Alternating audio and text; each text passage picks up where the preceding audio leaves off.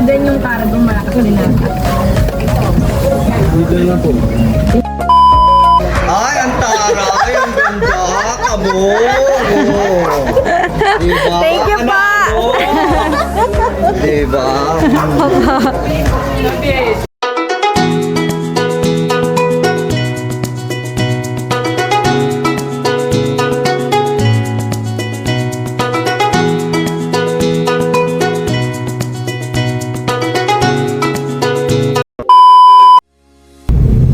Ito guys, meron pa po kaming 30 minutes para makarating po dun sa customer. Malayo-layo na po ang ating narating. Mag-update po ako ulit sa inyo kapag dating namin sa customer.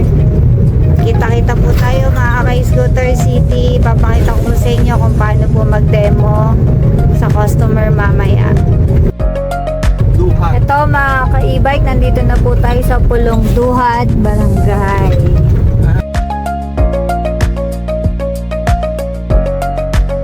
Ito mga ka-e-bike, nandito tayo sa Pulong Duhat Market.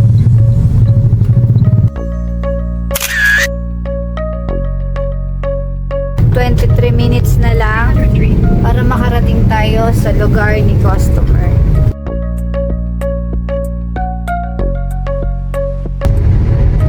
Ito guys, nandito na po tayo sa City of Malabon.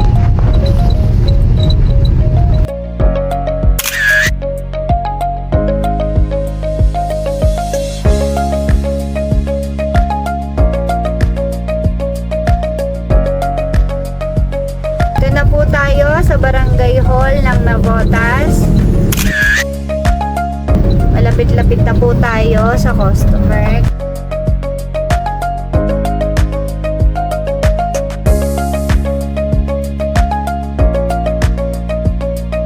Andito na po tayo sa Daang Hari.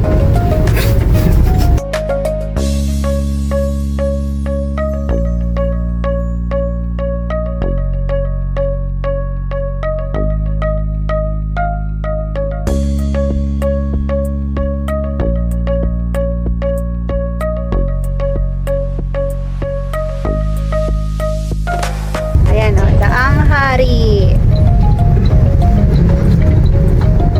Wait lang guys, hahanapin lang muna namin yung bahay ni customer. Babalitaan ko kayo ulit. A few moments later. Mga ka-e-bike, andito na po tayo sa lugar po ng ating customer. Ayun po si customer, si ma'am. Yan, ibababa na po yung e-bike. Ma'am, paano niyo po nakita yung e-bike namin? Sa Kapatid ko. Sa mga vlog ko kaya? Ah, okay po. Nanonood din kaya sila ng mga vlog. Kaya po Talagang napili. gustong-gusto ko na yan. Opo. Kalikuran gawa ng mga kapatid ko nga, hindi ko na isasakay. Opo. Tapos sabi ng ate ko, meron nga daw doon, malapit lang sa kanila. Opo. Kaya pinuntahan namin ng mga nalito. Kumbaga sa picture niyo lang ma'am nakita to, tsaka sa video. Okay po.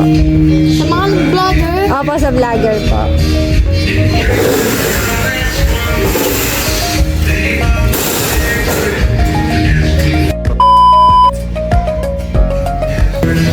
Mga ka-e-bike, ibababa po ang ating Premium S6 kasi hindi po siya kakayanin yung ating truck na pumasok doon po sa mismong lugar po nila customer ni Ma'am Rosalie po.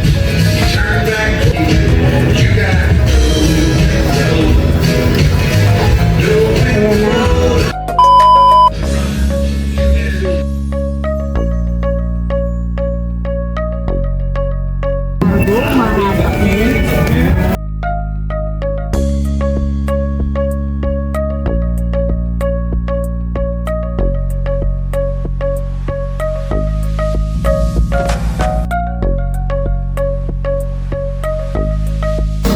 Na-test drive agad ng ating customer kahit hindi pa na-demo at ang kanyang reaction ay parang cargo daw, may hatak daw ang ating S6 Premium.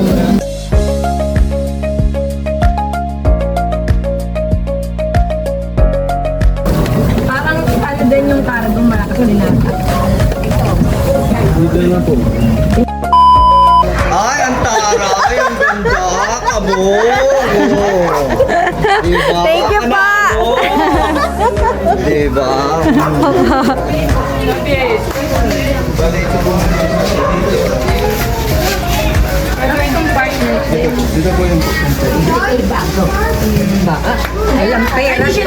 hindi po.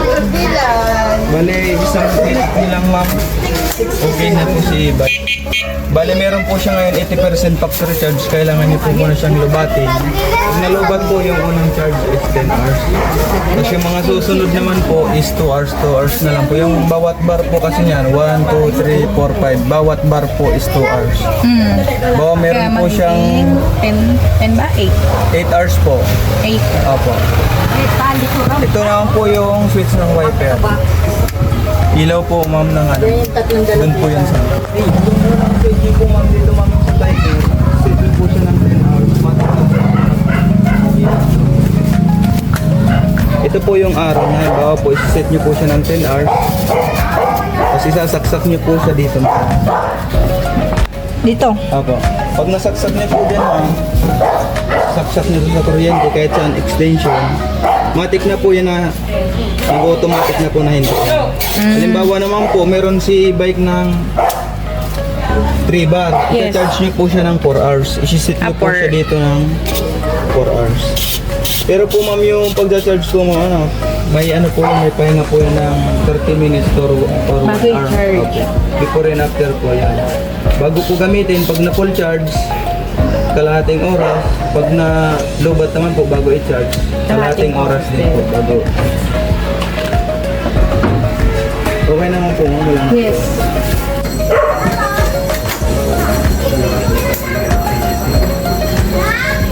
Ite-test drive na po ng ating customer ang ating e-bike.